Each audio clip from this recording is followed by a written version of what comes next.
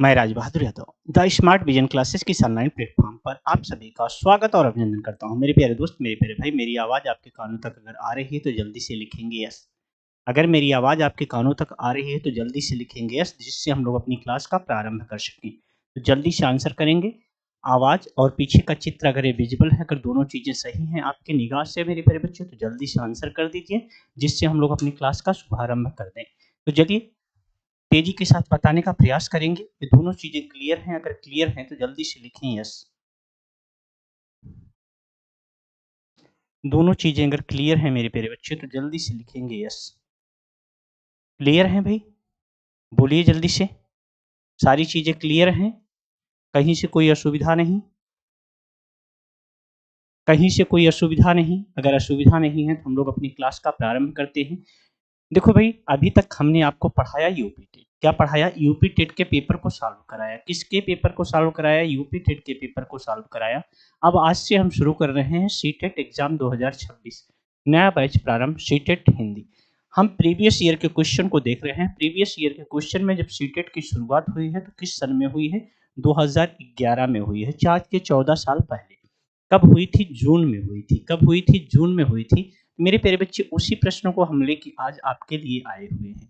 उन प्रश्नों की श्रृंखला को देखने वाले हैं। तो उन प्रश्नों की श्रृंखला में क्या क्या पूछा गया था आपसे, उसको हम देखेंगे। तो चलिए बिना देर किए हुए, बिना समय गंवाए हुए हम लोग शुरुआत करते हैं। अगर ऑडियो और वीडियो दोनों क्लियर हैं तो जल्दी से एक बार कमेंट करो बेटा, तेजी से एक बार कमेंट करो। ऑडियो और वीडियो दोनों क्लियर हैं आपकी? सौम्या, हेलो, हाय, बताएं सौम्या जी। तो मेरे प्यारे दोस्त, मेरे प्यारे भाई, आपको इसकी भी, जैसे हमारा यूपी टेट का फ्री बैच आपको मिल रहा है, उसी तरह से इसका भी आपको फ्री बैच मिलने वाला है। बहुत ही जल्द ही आपको पूरे topic wise question answer plus उसके अलावा थ्योरी की क्लासेस मिलने वाली हैं आपको। तो चलिए जल्दी से आंसर करें। सारी चीजें क्लियर हैं बच्चों? तो आज के सेशन का पहला क्वेश्चन आपकी स्क्रीन पे आ गया है। यहाँ पे दिया गया है, इस वाक्य प्रश्न को पढ़िएगा, ईमानदारी से पढ़ के आंसर करने का प्रयास करिएगा। कह रहा है पाठ में दिए गए चित्रों का क्या उद्देश्य होता है? जब कोई टीचर एक पाठ को पढ़ा रहा होता है, उसमें जो चित्र लगे होते हैं, उन चित्रों का क्या उद्देश्य होता है? जैसे किसी लड़के का चित्र बना दिया जाता है। किसका बना दिया जाता है? लड़के का चित्र बना दिया जाता है। या मेज का चित्र बना दिया जाता है। किसका चित्र बना दिया जाता है? मेज का चित्र बना दिया जाता है। तो उन चित्रों का क्या उद्देश्य होता है? जो चित्र बने होते हैं उनका क्या उद्देश्य होता है? चित्र अमूर्त संकल्पनाओं को समझने में सहायता करते हैं। चित्रों से पाठ्य पुस्तक आकर्षक बनती है। चित्र पाठ की शोभा बढ़ाते हैं। पाठ्य पुस्तक में चित्र देने का प्रचलन है। तो मेरे प्यारे बच्चे, उद्देश्य पूछा है आपसे, तो आपका उद्देश्य क्या हो सकता है? पाठ्य पुस्तक में चित्र देने का प्रचलन है, तो बेटा ये प्रचलन नहीं है। हर पुस्तक में ऐसा कुछ नहीं मिलता है। लेकिन चित्र में पाठ की शोभा बढ़ाते हैं, तो ये भी आपका गलत है। चित्रों से पाठ्य पुस्तक आकर्षक बनती है। क्या ये आंसर आपका सही होगा? तो जल्दी से आंसर करके बताएं। क्या ये आपका सही होगा? तो आप कहेंगे नहीं, ये भी हमारा गलत आंसर है। क्या है मेरे प्यारे बच्चे? ये भी हमारा गलत आंसर है। यहाँ पे राइट आंसर क्या है? चित्र अमूर्त संकल्पनाओं को, कौन से? जो मूर्त है बेटा, जो दिखने वाले हैं उनकी नहीं, जो अमूर्त संकल्पनाएं होती हैं उनको समझने में क्या करते हैं? सहायता करते हैं। क्या करते हैं? सहायता करते हैं। ये छोटे बच्चों की किताबों में होते हैं, उनको समझने में क्या मिलती है? सहायता मिलती है मेरे प्यारे बच्चे। अगले प्रश्न की तरफ हम बढ़ते हैं। अगला प्रश्न देखते हैं, क्वेश्चन नंबर 2 आपके स्क्रीन पे है। भाषा के अभिव्यक्तात्मक कौशल हैं। भाषा के अभिव्यक्तात्मक कौशल हैं। अभिव्यक्तात्मक कौशल से क्या आशय है? जिसे हम अभिव्यक्त करते हैं दूसरे के सामने। तो यहाँ पे सुनना और पढ़ना होगा, सुनना और बोलना होगा, बोलना और लिखना होगा, पढ़ना और लिखना होगा। तो देखते हैं हमारे किस भाई बहन का ये चारों कौशल में कौन सा कौशल अभिव्यक्तात्मक है, बाहरी है?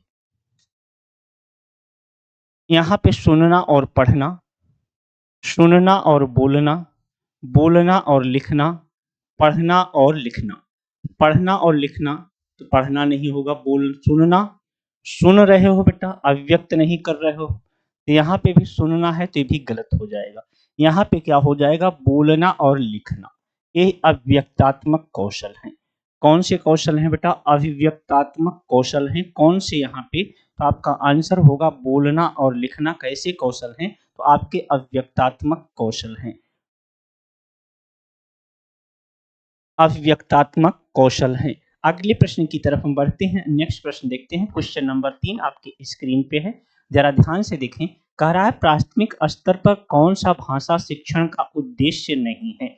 यहाँ पे भैया ये जरूर ध्यान रखिएगा, लास्ट में हाँ या नहीं क्या कह रहा है।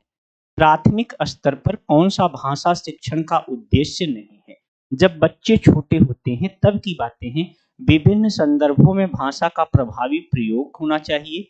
अस्पष्टता एवं आत्मविश्वास के साथ अपनी बात कहना होना चाहिए। वर्णमाला को क्रम से कंठस्थ करना होना चाहिए। ध्वनि संकेत चिन्हों को संबंध को बनाना। देखते हैं हमारे किस बच्चे का क्वेश्चन नंबर 3 का सही आंसर आता है। बेटा हमारा जो भाषा शिक्षण का उद्देश्य है, एक कभी रटने की बात नहीं करता है। किसकी बात नहीं करता है, रटने की बात नहीं करता है। तो रटने की बात नहीं है मतलब कंठस्थ करने की बात है। किसकी बात है, कंठस्थ करने की बात है। तो यही आपका राइट आंसर हो जाएगा। कौन सा उद्देश्य नहीं होता है, वर्णमाला को क्रम से कंठस्थ करना। अगर आपने सी विकल्प लगाया होगा तो आपका आंसर क्या होगा, एकदम काबिले तारीफ होगा। क्या होगा बेटा, काबिले तारीफ होगा। विभिन्न संदर्भों में भाषा का प्रभावी प्रयोग करना, ये आपका भाषा शिक्षण का कौशल के अंतर्गत उद्देश्य के अंतर आता है। अस्पष्टता एवं आत्मविश्वास विश्वास के साथ अपनी बात कहना, ये भी सही है। ध्वनि संकेत चिन्हों का संबंध बनाना, ये भी सही है। अगले प्रश्न पे आते हैं। आज के सेशन का चौथा नंबर का प्रश्न है। यहाँ पे चौथे नंबर में कह रहा है उपचारात्मक शिक्षण की सफलता निर्भर करती है।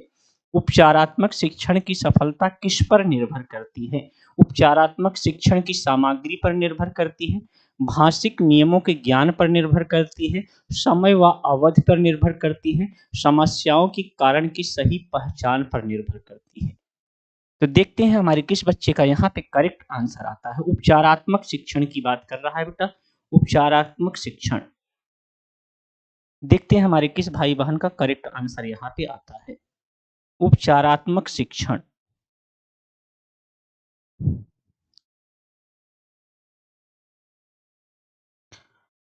उपचारात्मक शिक्षण की सफलता किस पर निर्भर करती है बेटा, उपचारात्मक शिक्षण की सामग्री पर निर्भर करती है। तो आप कहेंगे नहीं, क्या कहेंगे, नहीं।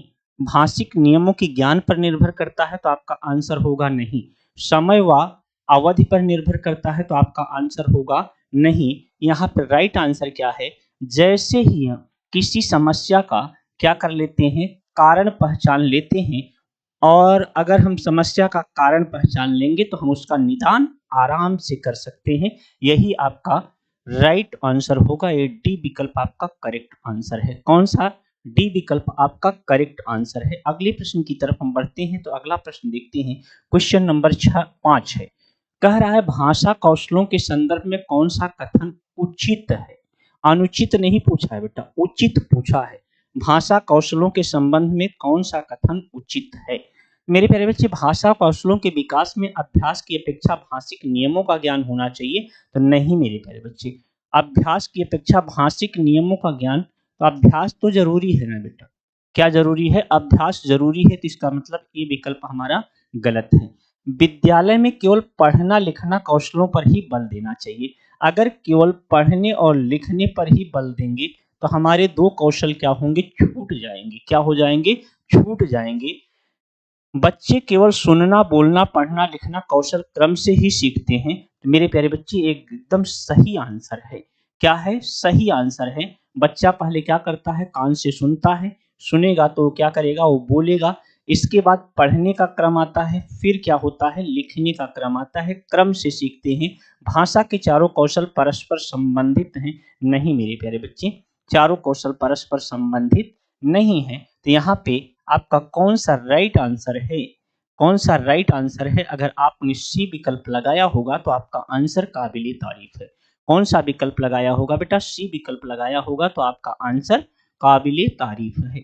अगले प्रश्न की तरफ बढ़ते हैं। अगला प्रश्न देखते हैं। एक कह रहा है, एक बहुसांस्कृतिक कक्षा में आप एक भाषा शिक्षक रूप में किस बात पर अधिक महत्व देंगे? किस बात पर अधिक महत्व देंगे? तो मेरे प्यारे बच्चे, आप क्या हैं? एक बहुसांस्कृतिक कक्षा में आप एक भाषा शिक्षक के रूप में हैं। वहां पे बहुत प्रकार की संस्कृतियां मिल रही हैं उस कक्षा में। कई प्रकार के बच्चे वहां पे आपके सामने हैं। वहां बच्चे को भाषा प्रयोग के अधिक से अधिक अवसर देंगे, या पाठ्य पुस्तक के प्रत्येक पाठ को भली भांति समझाना होगा, या बच्चों को व्याकरण सिखाना होगा, या स्वयं शुद्ध भाषा प्रयोग? तो मेरे प्यारे बच्चे, यहाँ पे हम उम्मीद करते हैं कि हमारे बच्चों का करेक्ट आंसर आएगा। जब एक बहुसांस्कृतिक कक्षा में आप एक भाषा शिक्षक के रूप में किस बात पर बल देंगे? स्वयं शुद्ध भाषा का प्रयोग, बच्चों को व्याकरण सिखाना, पाठ्य पुस्तक के प्रत्येक पाठ को भली भांति समझाना। ये तीन विकल्प आपके गलत हैं बेटा। यहाँ बच्चे को भाषा प्रयोग के अधिक से अधिक अवसर देंगे। क्या देंगे?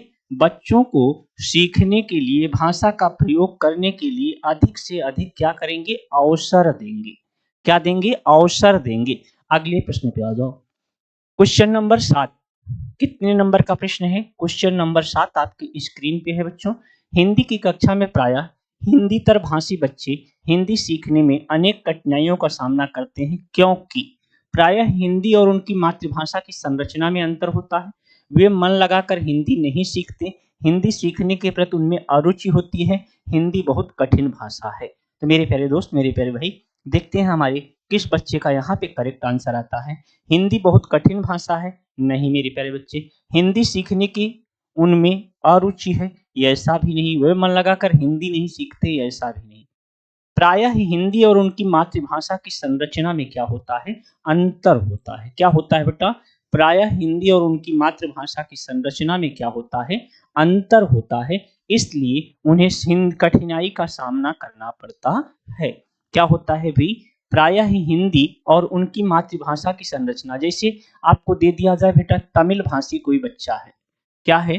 तमिल भाषी कोई बच्चा है, तो तमिल उसके लिए सीखना आसान है, लेकिन उनके लिए हिंदी सीखना क्या है? कठिन कार्य होगा। प्रायः हिंदी और उनकी मातृभाषा की संरचना में अंतर होता है, इसलिए उसको उन्हें सीखने में क्या होता है? कठिनाइयों का सामना करना पड़ता है। अगला प्रश्न है, बोलना कौशल में महत्वपूर्ण है। अब कौशल के अंतर्गत बोला है बेटा, बोलना कौशल में क्या महत्वपूर्ण है?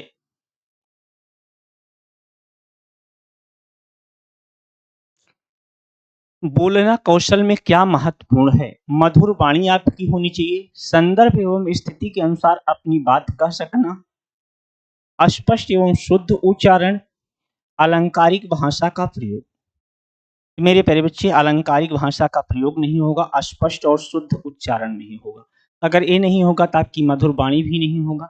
महत्वपूर्ण क्या है? संदर्भ एवं स्थिति के अनुसार अपनी बात कह सकना। संदर्भ एवं स्थिति के अनुसार अपनी बात कह सकना, ये आपका क्या है? राइट आंसर है। राइट आंसर बी विकल्प आपका एकदम करेक्ट आंसर है। कौन सा विकल्प? बी विकल्प आपका एकदम करेक्ट आंसर है। अगले प्रश्न पे आ जाओ मेरे प्यारे बच्चे। नेक्स्ट प्रश्न आपके स्क्रीन पर है। एक समावेशी कक्षा में कौन सा कथन भाषा शिक्षण के सिद्धांतों के प्रतिकूल है? कौन सा कथन भाषा शिक्षण के सिद्धांतों के प्रतिकूल है? तो यहाँ पे मेरे प्यारे बच्चे, व्याकरण के नियम सिखाने से बच्चों का भाषा विकास शीघ्रता से होगा। बच्चे परिवेश से प्राप्त भाषा को ग्रहण करते हैं और भाषा के प्रयोग के नियम बना सकते हैं। भाषा परिवेश में रहकर अर्जित की जाती है। प्रिंट समृद्ध माहौल भाषा सीखने में सहायक होता है। प्रिंट समृद्ध माहौल है तो आपका भाषा सीखने में सहायक होता है, ये 100% है। भाषा परिवेश में रहकर अर्जित की जाती है, ये भी एकदम सही है। बच्चे परिवेश से प्राप्त भाषा को ग्रहण करते हैं और भाषा प्रयोग के नियम बना सकते हैं, एकदम सही है। लेकिन व्याकरण के नियम सिखाने से बच्चे का भाषा का विकास शीघ्रता से होगा, ये जरूरी नहीं है। अगर बच्चे को व्याकरण के नियम पता हो तो भाषा अच्छे से बोल ले, ये जरूरी नहीं है मेरे प्यारे बच्चे। तो यहाँ पे कौन सा विकल्प हो जाएगा? ए विकल्प आपका करेक्ट आंसर हो जाएगा। कौन सा विकल्प? ए विकल्प आपका राइट आंसर है। अगले प्रश्न की तरफ बढ़ते हैं। अगला प्रश्न देखते हैं। क्वेश्चन नंबर 10, कहानी सुनाने से क्या होता है? बच्चे अनुशासित रहते हैं, बच्चे कक्षा में एकाग्रचित्त होकर शांत बैठते हैं, बच्चे प्रसन्न होते हैं, बच्चों की कल्पना शक्ति व चिंतन शक्ति का विकास होता है। तो देखते हैं हमारे किस बच्चे का यहाँ पे करेक्ट आंसर आता है। देखते हैं हमारे किस भाई बहन का करेक्ट आंसर यहाँ पे आता है। कहानी सुनाने से क्या होता है? बच्चे अनुशासित रहते हैं, जरूरी नहीं है। बच्चे कक्षा में एकाग्रचित्त होंगे, हो सकता है उनके मनपसंद कहानी होगी तो हो सकता है एकाग्रचित्त हो। शांत बैठे नहीं होगी तो नहीं बैठेंगे। बच्चे प्रसन्न होते हैं, ये जरूरी नहीं। पता लगा भूख लगी है, आप कहानी सुना रहे होंगे तो बच्चे प्रसन्न नहीं होंगे। तो यहाँ पे राइट आंसर क्या हो जाएगा बेटा? बच्चों की कल्पना शक्ति व चिंतन शक्ति का विकास होता है। सोचने और समझने की इनका क्या होता है? विकास होता है। अगले प्रश्न पे आ जाओ। अगला प्रश्न देखते हैं, क्वेश्चन नंबर 11। बच्चों के लेखन कौशल का मूल्यांकन करने के लिए कौन सी विधि बेहतर है? लेखन कौशल का मूल्यांकन करने के लिए कौन सी विधि बेहतर है? तो देखते हैं आपका सही आंसर क्या आता है। लेखन की बात कर रहा है यहाँ पे। लेखन कौशल, सुंदर लेख का अभ्यास करना, अपने अनुभवों को लिखना, श्रुत लेख लिखना, पाठधारित प्रश्नों के उत्तर लिखना। बच्चों के लेखन कौशल का मूल्यांकन करने के लिए कौन सी विधि बेहतर है? तो मेरे प्यारे दोस्त, मेरे प्यारे भाई, अगर आपने आंसर यहाँ पे बी विकल्प लगाया होगा, अपने अनुभवों को लिखना, तो आपका राइट आंसर होगा। क्या होगा? अपने अनुभवों को लिखना। ये आपका एकदम करेक्ट आंसर है। क्या है मेरे प्यारे बच्चे? एकदम करेक्ट आंसर है। अगले प्रश्न पे आएंगे। क्वेश्चन नंबर 12 आपके स्क्रीन पे है। एक भाषा शिक्षक के रूप में सबसे बड़ी चुनौती क्या है? एक भाषा शिक्षक के रूप में सबसे बड़ी चुनौती क्या है? बहुभाषिक कक्षा के शिक्षण की उचित रणनीतियां तय करना, बच्चों को भाषा सीखने के महत्व से परिचित कराना, बच्चों की भाषा को संचार साधनों के प्रभाव से मुक्त रखना, भाषा संसाधनों का अभाव है। देखते हैं हमारे किस बच्चे का यहाँ पे करेक्ट आंसर आता है। सबसे बड़ी चुनौती क्या है? अगर बहुभाषिक कक्षा है, एक भाषा शिक्षक के लिए अगर कोई बहुभाषिक कक्षा है, बहुभाषिक कक्षा के शिक्षण के लिए उचित रणनीतियां तय करना ये सबसे बड़ी चुनौती है। पता लगा उस क्लास में तमिल का भी बैठा है, तेलुगु का भी बैठा है, मराठी का भी बच्चा बैठा और हिंदी का भी, अंग्रेजी का भी बच्चा है। तो अगर एक भाषा शिक्षक है, एक भाषा का कोई भाषा शिक्षक है, जैसे हम हिंदी आपको पढ़ा रहे हैं, हिंदी के शिक्षक के लिए तमिल, तेलुगु, मलयालम, बाकी भाषाओं के लिए शिक्षण के लिए उचित रणनीति तय करना, ये क्या है? समस्या का कार्य है मेरे प्यारे बच्चे। तो ये विकल्प आपका राइट आंसर होगा। कौन सा विकल्प? ए विकल्प। अगले प्रश्न पे आ जाओ। भाषा शिक्षण में पाठ्य पुस्तक है। भाषा शिक्षण में पाठ्य पुस्तक क्या है मेरे प्यारे बच्चे? अनावश्यक है, एकमात्र संसाधन है, साध्य है या साधन है? तो देखते हैं मेरे प्यारे बच्चे क्वेश्चन नंबर 13 के लिए कौन सा बच्चा हमारा करेक्ट आंसर करता है।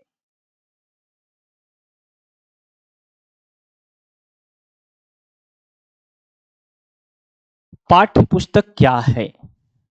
ये साध्य है या साधन है? दो पे आ जाओ बेटा। ये अनावश्यक है तो गलत है, एकमात्र संसाधन है ये भी गलत है। अब बताओ भाषा शिक्षण में पाठ्य पुस्तक साध्य है या साधन है? इन दोनों में से एक है, तो आप बताएंगे साधन है। क्या है मेरे प्यारे बच्चे? साधन है।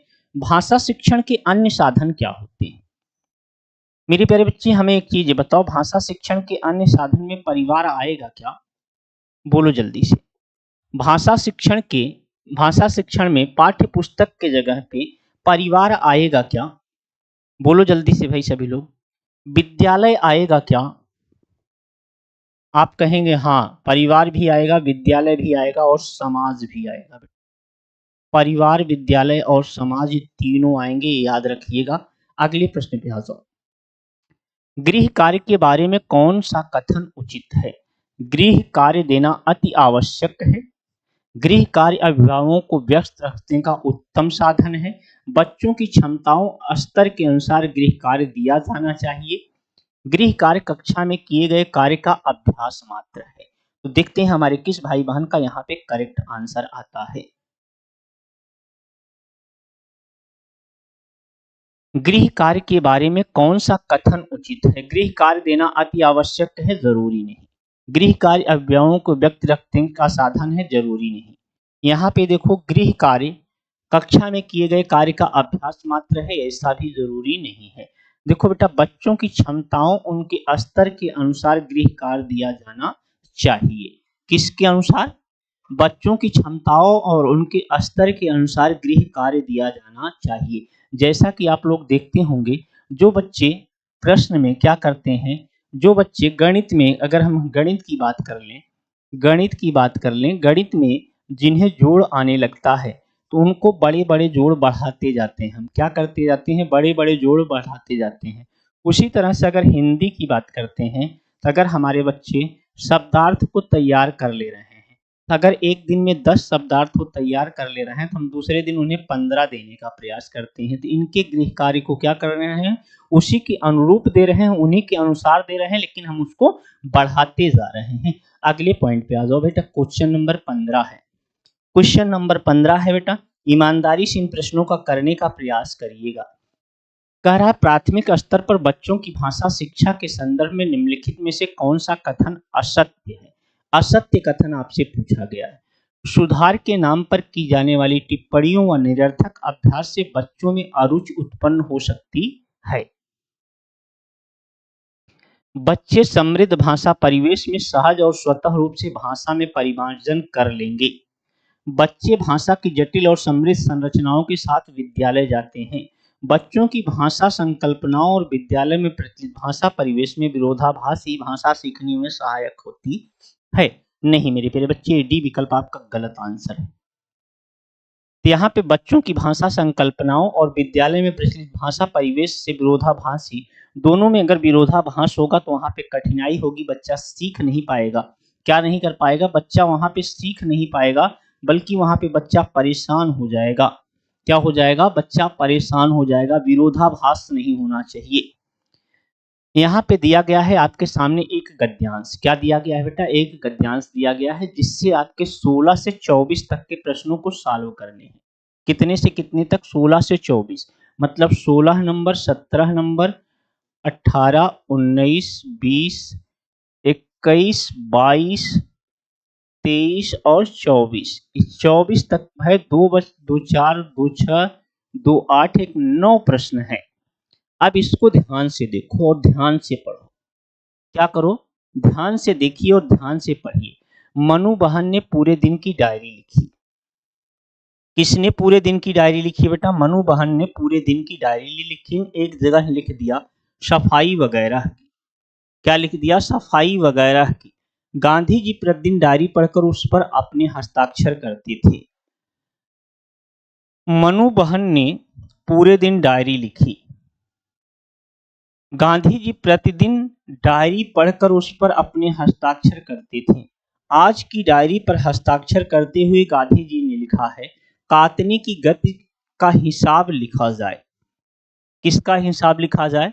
जो सूत काटा जा रहा है उसका हिसाब लिखा जाए।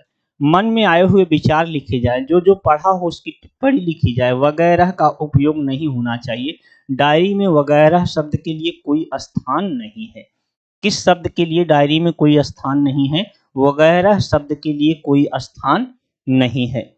जिसने जो पढ़ा है वह लिखा जाए। या ऐसा करने से पढ़ा हुआ कितना पच जाए वह मालूम हो जाएगा। जो बातें हुई हो वह लिखी जाए। मनु ने अपनी गलती का एहसास किया और डायरी विद्या की पवित्रता को समझा।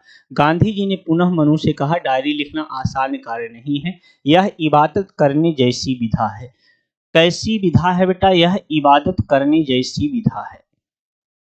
हमें शुद्ध सच्चे रूप से प्रत्येक छोटी बड़ी घटना को निष्पक्ष रूप से लिखना चाहिए, चाहे कोई बात हमारे विरुद्ध ही क्यों ना जा रही हो। इससे हमसे सच्चाई स्वीकार करने की शक्ति प्राप्त होती है।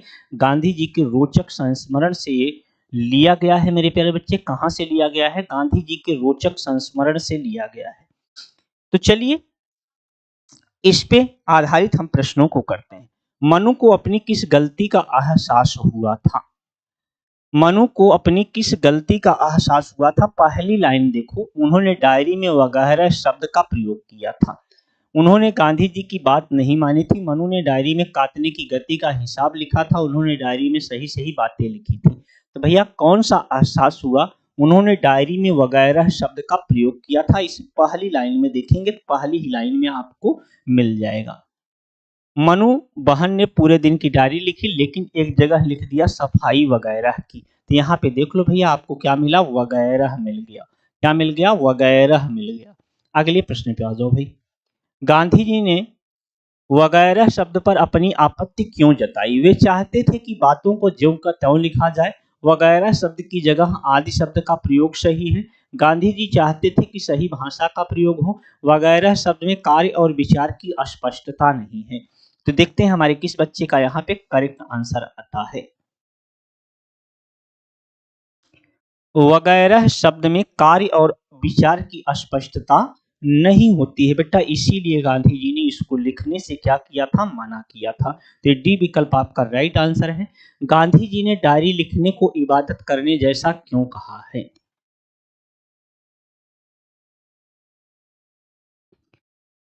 इबादत करने जैसा क्यों कहा है?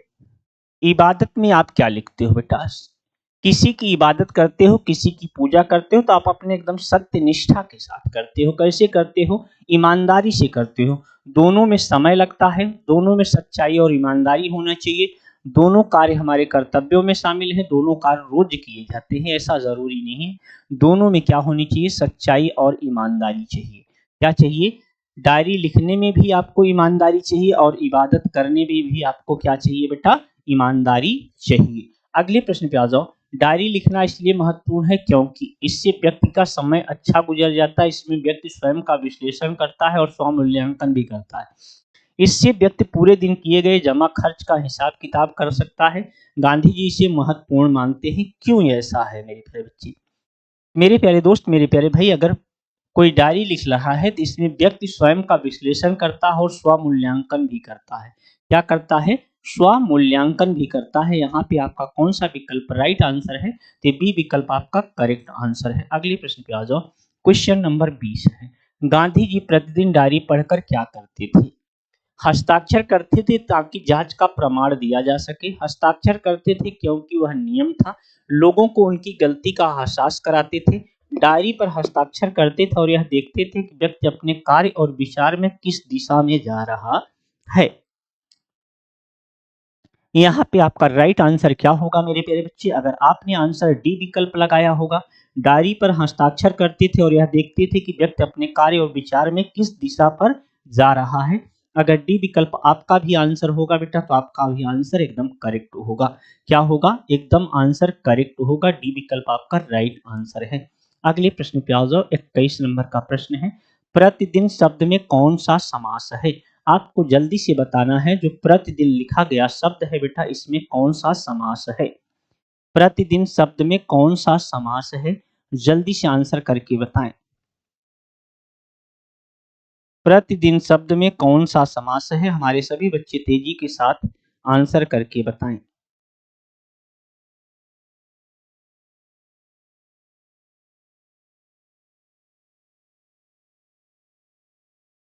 प्रतिदिन शब्द में कौन सा समास है?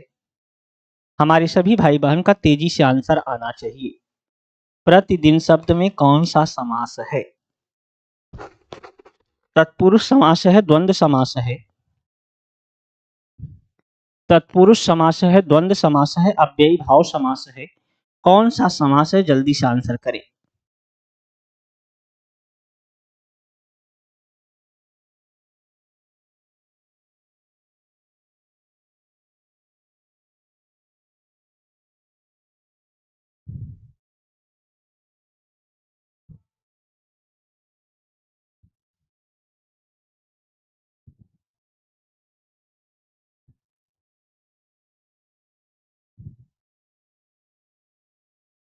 प्रतिदिन, मेरे प्यारे बच्चे, प्रतिदिन शब्द पर किसी तरह का कोई प्रभाव नहीं पड़ेगा। ना तो इस पे लिंग का प्रभाव पड़ेगा, ना ही इस पर वचन का प्रभाव पड़ेगा, ना ही इस पर कारक का प्रभाव पड़ेगा।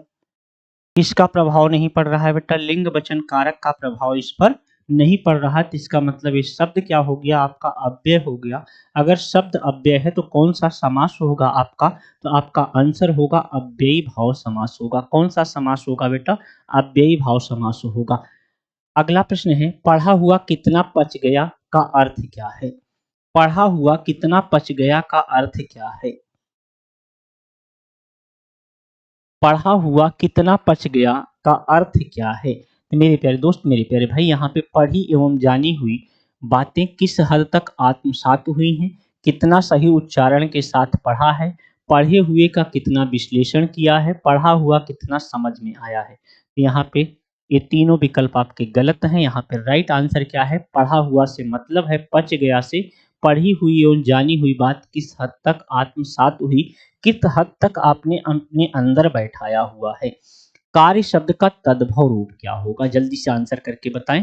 कार्य शब्द का तद्भव रूप आपको बताना है। कार्य शब्द का तद्भव रूप क्या होता है? हमारे सभी भाई बहन का तेजी के साथ यहाँ पे आंसर आना चाहिए। कार्य शब्द का तद्भव रूप क्या है?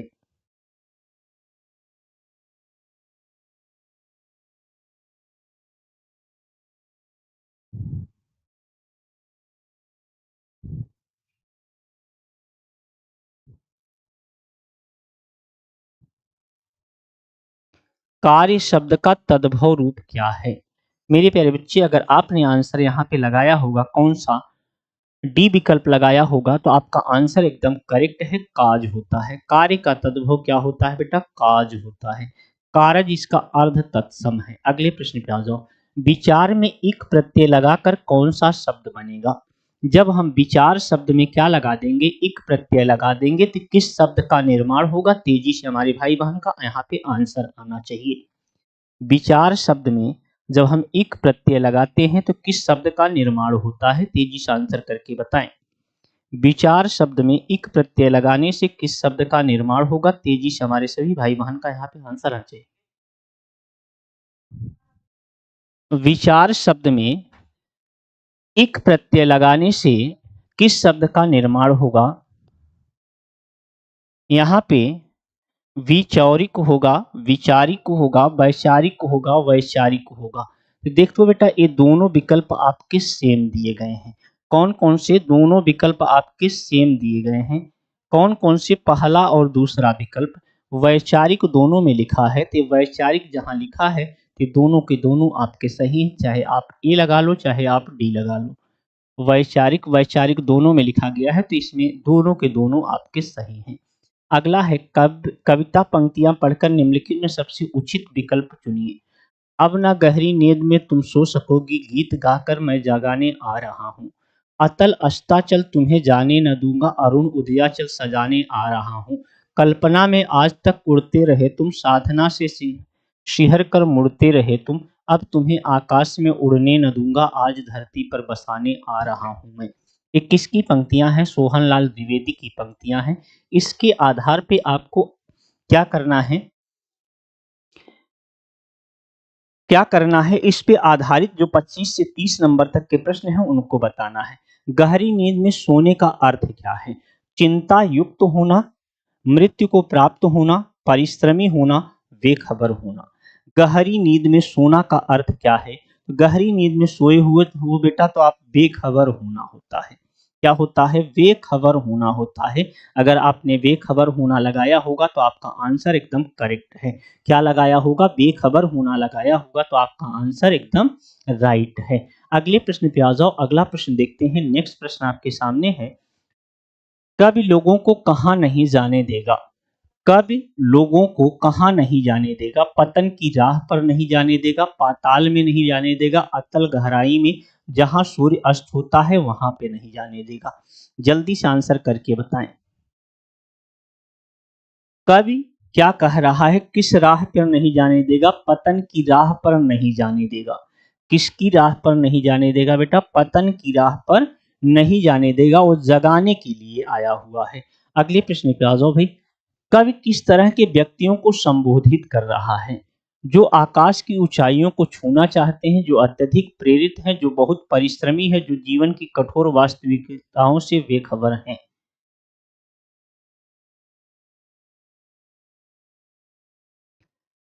कवि किस तरह के व्यक्तियों को संबोधित कर रहा है मेरे प्यारे बच्चे? तो यहाँ पे आपका राइट आंसर होगा जो जीवन की कठोर वास्तविकताओं से बेखबर हैं, उनको क्या कर रहा है? संबोधित कर रहा है। किसको संबोधित कर रहा है? जो जीवन की कठोर वास्तविकताओं से बेखबर है। अगले पॉइंट पे आएंगे। कवि लोगों को क्यों जगाना चाहता है? कवि लोगों को क्यों जगाना चाहता है? जल्दी से आंसर करके बताएं। क्वेश्चन नंबर 28, कवि लोगों को क्यों जगाना चाहता है? यह कवि का दायित्व है ताकि लोग गीत सुन सकें, ताकि मनुष्यों में गतिशीलता आ सके और वो प्रगति के पथ पर आगे बढ़ सके। सुबह हो गई है। क्यों जगाना चाहता है? मेरे प्यारे बच्चे, यहाँ पे आपका राइट आंसर होगा ताकि मनुष्यों में गतिशीलता आ सके और वे पथ के पर आगे पर बढ़ सके। कहाँ पर आगे बढ़ सके बेटा? ताकि मनुष्यों में गतिशीलता आ सके और वे प्रगति के पथ पर आगे बढ़ सके। ये सी विकल्प आपका राइट आंसर है। कौन सा विकल्प? सी विकल्प। अगले प्रश्न पे आ जाओ। अतल अस्ताचल तुम्हें जाने न दूंगा, पंक्ति में कौन सा अलंकार है? देखो बेटा, अतल और अस्ताचल, यहाँ पे अनुप्रास अलंकार है, श्लेष अलंकार है, उपमा अलंकार है या रूपक अलंकार है? जल्दी से आंसर करके बताएं। यहाँ पे देखो बेटा, पहला वर्ण आ से शुरू, दूसरा भी आ से शुरू। अगर यहाँ की बात करते हैं तो कौन सा अलंकार का नियम है?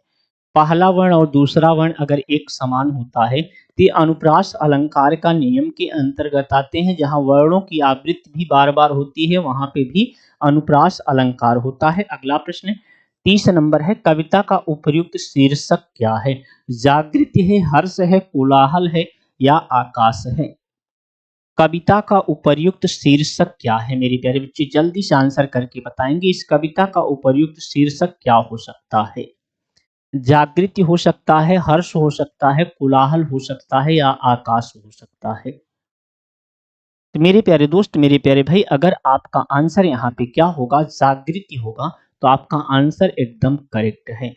कौन सा आंसर होगा? जागृति होगा, तो आपका आंसर एकदम राइट है मेरे प्यारे बच्चे।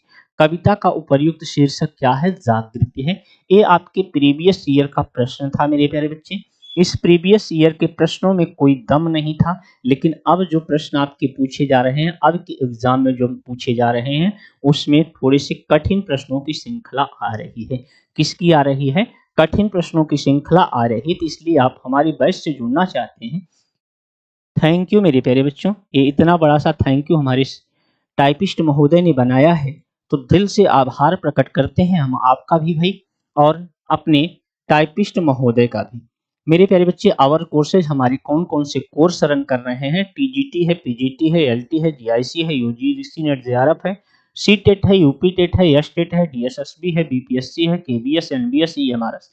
इसके लिए आपको करना क्या है? आप the Smart vision classes app को डाउनलोड कर लीजिए। किसको डाउनलोड करेंगे? द स्मार्ट विजन क्लासेज के ऐप को डाउनलोड करिए और हमसे जुड़ सकते हैं। अगर किसी प्रकार की कोई असुविधा होती है तो हमारे 2 कॉन्टैक्ट नंबर दिए गए हैं बेटा, 9455496001 और 6008। लास्ट में क्या कर देना है? जहां यहाँ 01 है बेटा, वहीं पे 0, केवल सारी डिजिट बराबर रहेगी, 08 लगा देंगे तो हमसे आपका संपर्क हो जाएगा। जो भी असुविधा होगी उसके लिए हम आपके लिए खड़े हुए हैं। अगले पॉइंट पे आएंगे बेटा, भरोसे का प्रतीक हमारा द स्मार्ट विजन क्लासेज। कौन सा? द स्मार्ट विजन क्लासेज भरोसे का प्रतीक है मेरे प्यारे बच्चे। तो आज के लिए बस इतना ही, दीजिए हमें इजाजत। बाकी मिलते हैं हम नेक्स्ट क्लास में कल की डेट में, तो एक 2012 के पेपर को सॉल्व कराएंगे। आज के लिए बस इतना ही। जय हिंद, जय भारत।